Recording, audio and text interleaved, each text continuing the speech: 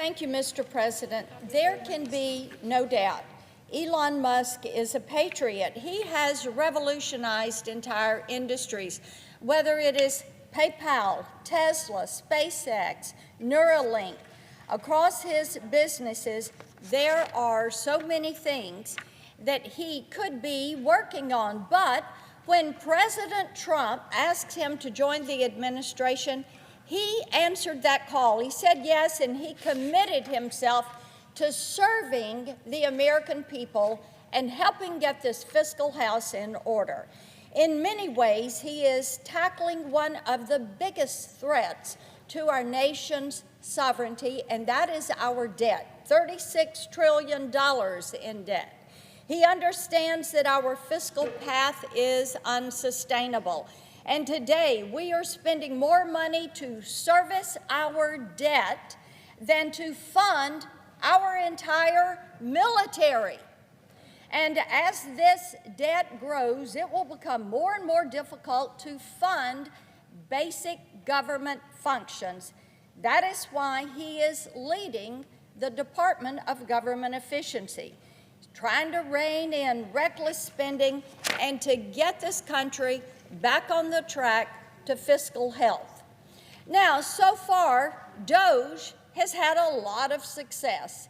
In just 2 months, they have identified $130 billion in potential savings by eliminating waste, fraud, abuse across the federal government.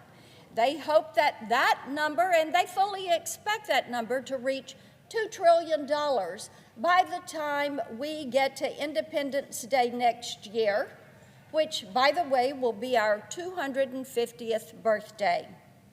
Every American should be applauding this effort. Our children and grandchildren's future depends on a free America. But because he has been helping President Trump, he has become a target for the radical left, which has launched a domestic terrorism campaign against his company, Tesla.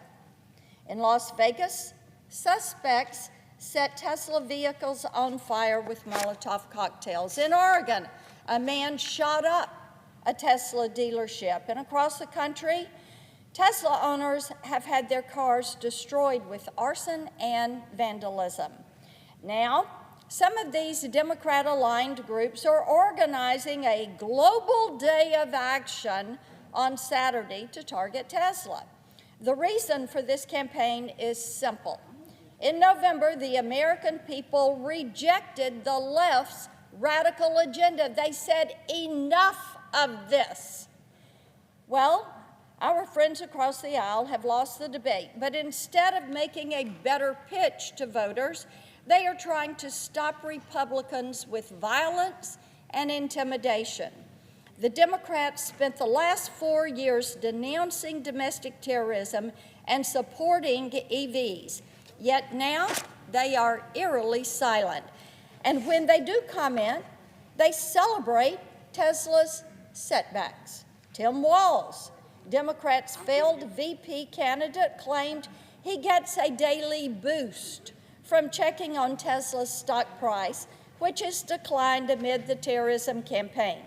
Democrat ally and late-night host Jimmy Kimmel seemed to endorse the violence, sarcastically telling his audience, and I quote him, "Don't ever vandalize Tesla vehicles," end quote. Last week, Democrat Congresswoman Jasmine Crockett said that all she wants for her birthday is to see Elon taken down. This rhetoric is inexcusable, and as the world's greatest legislative body, we should jointly condemn political violence.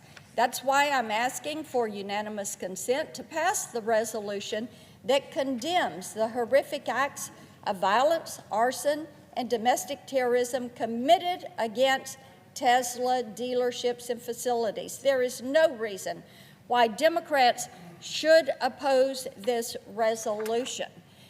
Mr. President, as if in legislative session and notwithstanding Rule 22, I ask unanimous consent the Senate proceed to the consideration of S-Res 146, which is at the desk.